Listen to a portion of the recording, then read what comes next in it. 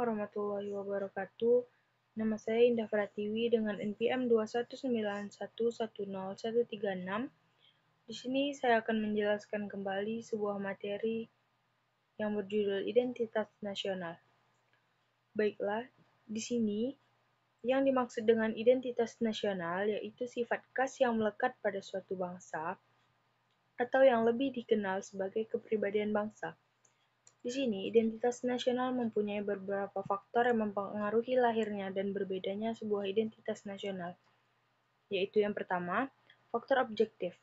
Faktor objektif yaitu faktor yang mempengaruhi tentang geografis suatu bangsa. Yang kedua, ada faktor subjektif, yaitu faktor yang mempengaruhi tentang kebudayaan suatu bangsa. Yang ketiga, yaitu pengalaman sejarah bangsa yang bersangkutan.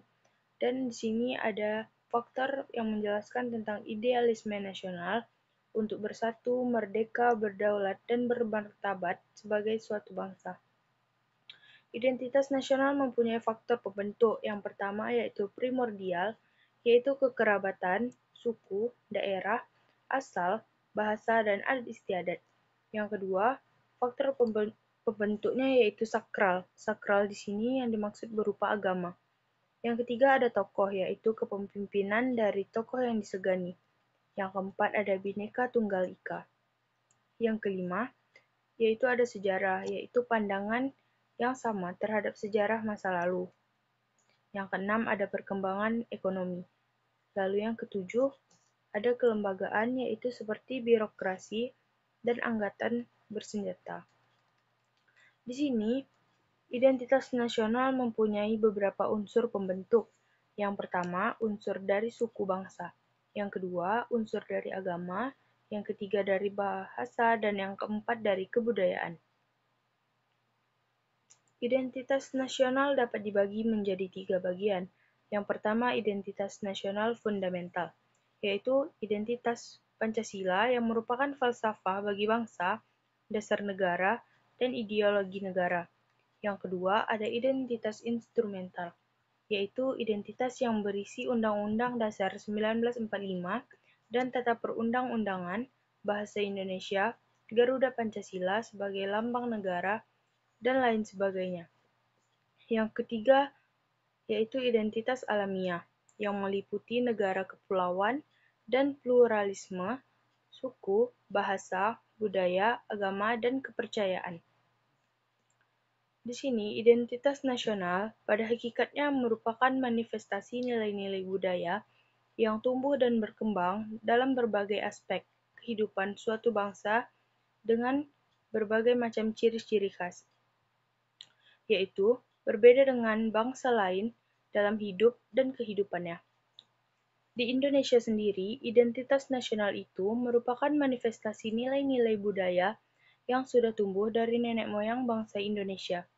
Identitas nasional kemudian dikristalisasikan dalam Pancasila dalam Roh Bhinneka Tunggal Ika.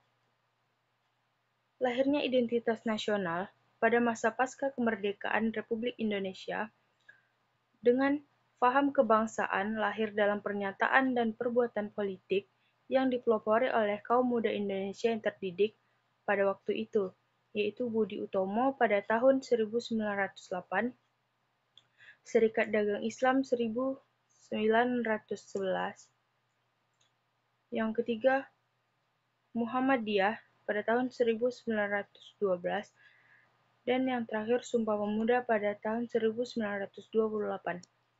Penegasan identitas nasional dapat terlihat dalam Pasal 32 Undang-Undang 1945 yang berbunyi, pemerintah memajukan kebudayaan nasional Indonesia, yang telah diamandemen menjadi yang pertama, negara memajukan kebudayaan nasional Indonesia di tengah peradaban dunia dengan menjamin kebebasan masyarakat dalam memelihara dan mengembangkan nilai-nilai budaya.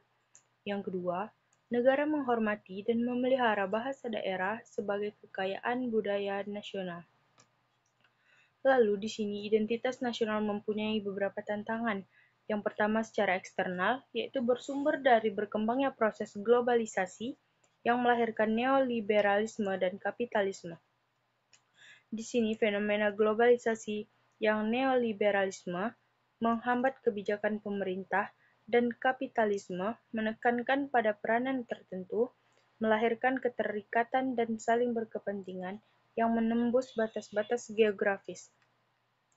Globalisasi melahirkan interdependensi, namun tidak menciptakan integrasi dalam bidang sosial dan politik.